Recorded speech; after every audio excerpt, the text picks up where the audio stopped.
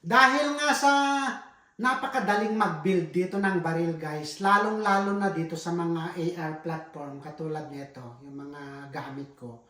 Kaya ito, yung third AR rifle ko. Sa dahan-dahan kong pagbili ng mga parts guys is ito, nabuo na. Kaya pag gamitin ko ito sa susunod, hindi ko na ililipat-lipat yung mga ibang parts na galing dito sa iba. Kasi itong AR na to is wala itong bolt carrier group at saka walang charging handle. Kaya ito, nakabili na ako ng BCG. Tapos ito, yung dating charging handle ng AR pistol. Kasi itong charging handle na to is pinalitan ko ito ng ito, yung Radian. Ito, ambi. Pwede mong hilain kabilaan. Kasi itong charging handle nito guys is hindi naman to ambidextrous kasi. Ito. Kaya pinalitan ko dati. Ngayon nga, dahil sa kabili-bili ko ng mga parts, saka upgrade hanggang naipon, tapos nabuo ko rin. Katulad nito, itong trigger nito is galing din dito dahil ito nga is pinalitan ko ng Geissele. Hanggang sa ito nabuo, then ngayon, ito actually buo na kasi meron na nga akong BCG at saka itong charging handle. Kaya let's do it. Buuin na natin itong third AR. Ito yung rice armament, nickel boron. Kasi itong AR na to, itong lower at saka upper receiver nito is Aero Precision. Kaya gusto ko sanang bilhin kahapon yung Aero Precision, pero sabi kasi dun sa gun store, mas maganda raw itong rice armament. Hindi ko alam kung anong kinaganda kasi parehas naman itong dito manufacture sa US. Then ito nga, yung dating stock ng AR pistol, ito ang ilagay ko dito.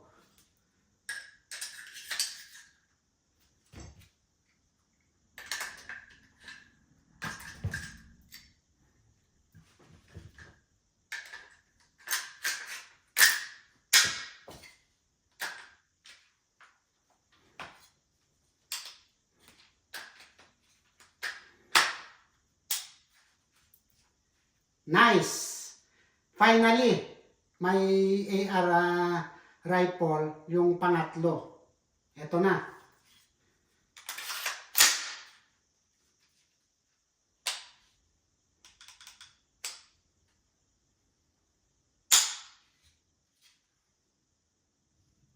Kaya pag sa susunod, kung dalhin ko ito sa firing range, hindi na ako maglilipat ng ibang parts. Galing dito.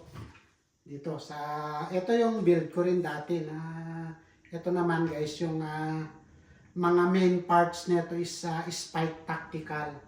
Itong lower, upper, yung barrel at saka itong bolt carrier is galing ito sa Spike Tactical. Tapos itong handguard niya is Daniel Defense.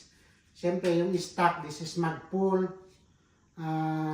Itong hand grip niya is I think BCM. And this is Magpul also. Ito yung unang build ko dahil itong AR pistol dati is buo na ito nung mabili namin ni Mrs. Na-upgrade ko lang din ito. Pinalitan ko ng ito yung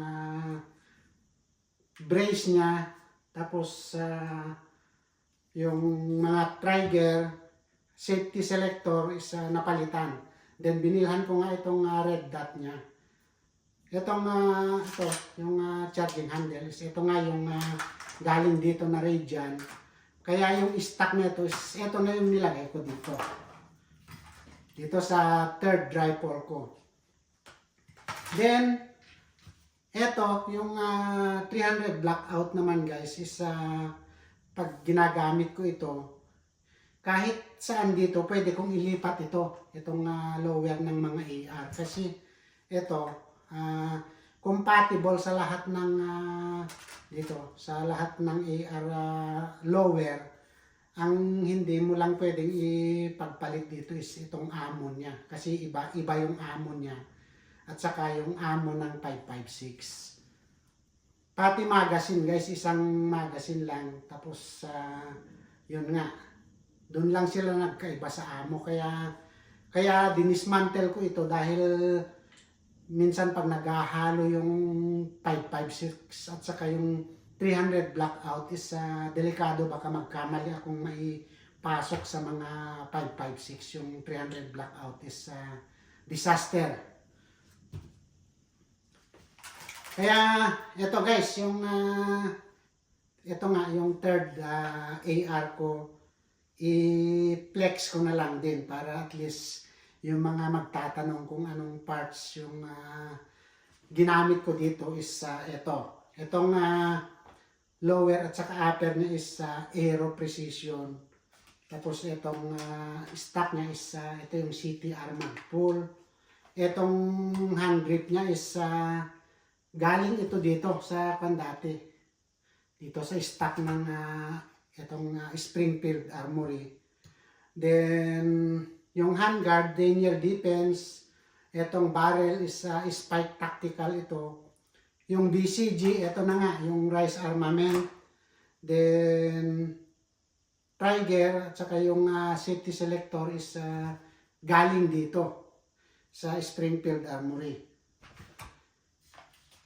Then, yung scope, this is the Vortex Venom. Itong forward grip niya is hindi ko matandaan kung anong pangalan nito guys. Kasi ito nabili ko ito sa Gansio na collapsible din siya. Yan.